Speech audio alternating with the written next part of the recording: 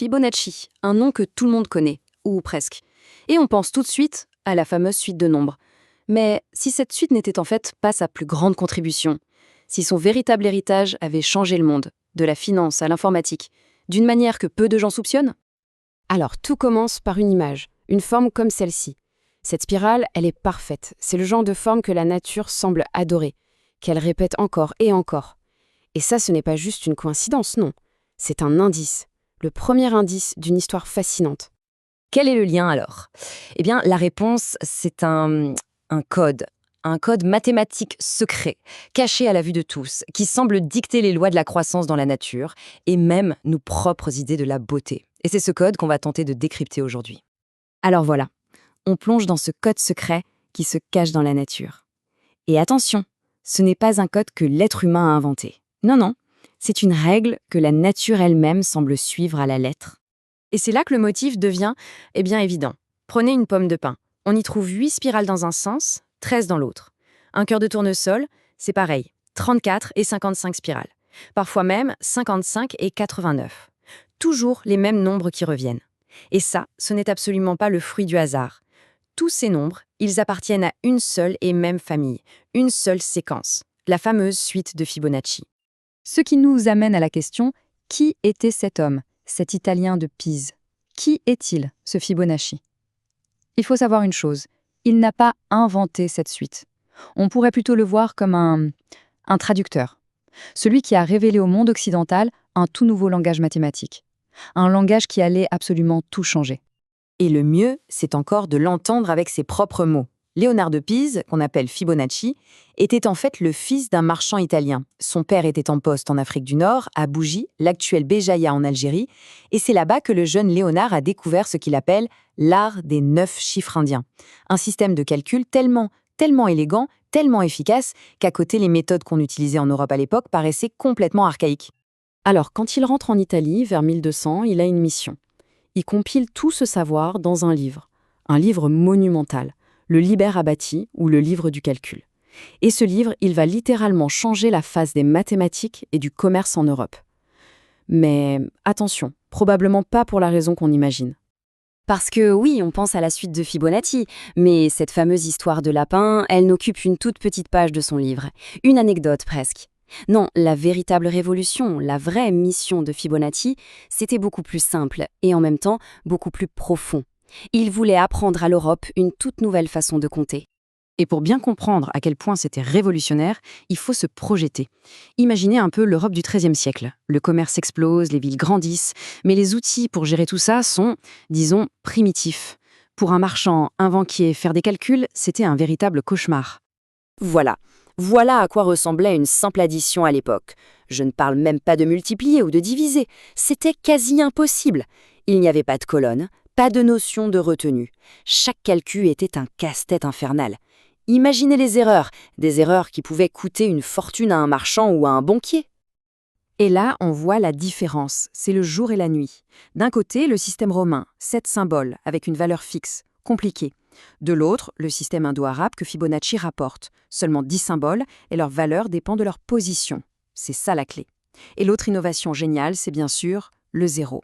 Le zéro, ce n'est pas juste rien, c'est un concept révolutionnaire, c'est un marqueur de position, un symbole pour dire « ici, cette colonne est vide ». Et c'est ça ce petit zéro qui rend possible les colonnes, les retenues, bref, toute notre arithmétique moderne.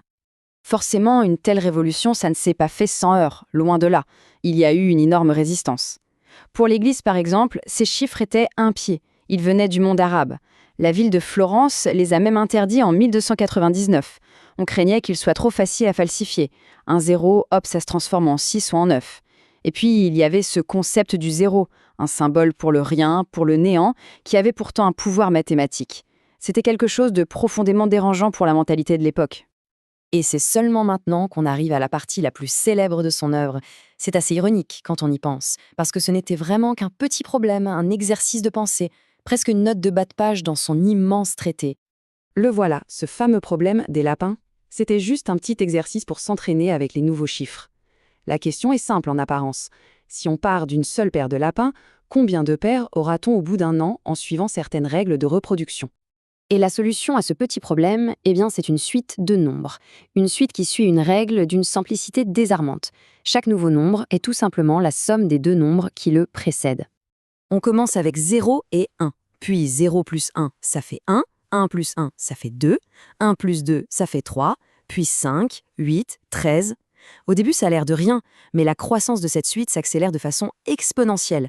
Et c'est là que se cache toute sa magie. Mais il y a quelque chose d'encore plus fou. Si on prend un nombre de la suite et qu'on le divise par celui d'avant, au début, les résultats varient un peu.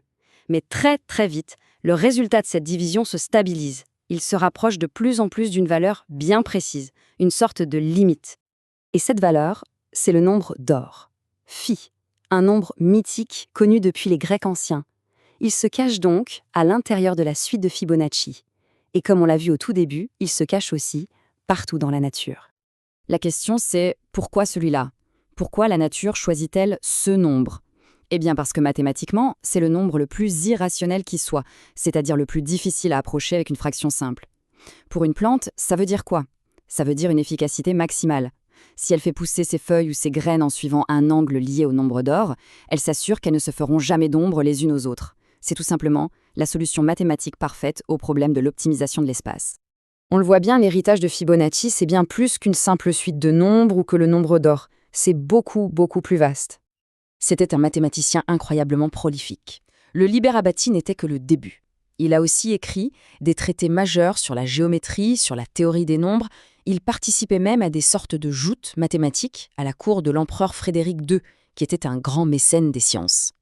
Et son chef-d'œuvre absolu, c'est un autre livre, le Liber Quadratorum, le livre des carrés.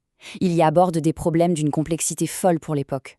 En fait, ses travaux étaient tellement en avance sur son temps que personne en Europe n'a pu les égaler, ni même vraiment les comprendre, avant un certain Pierre de Fermat, 400 ans plus tard. C'est dire le niveau. Donc oui, l'empreinte de Fibonacci va bien au-delà de la spirale d'un coquillage. Elle est partout aujourd'hui.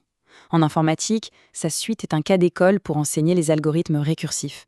En finance, tout le système repose sur la méthode de calcul qu'il a popularisée. Son héritage est absolument partout.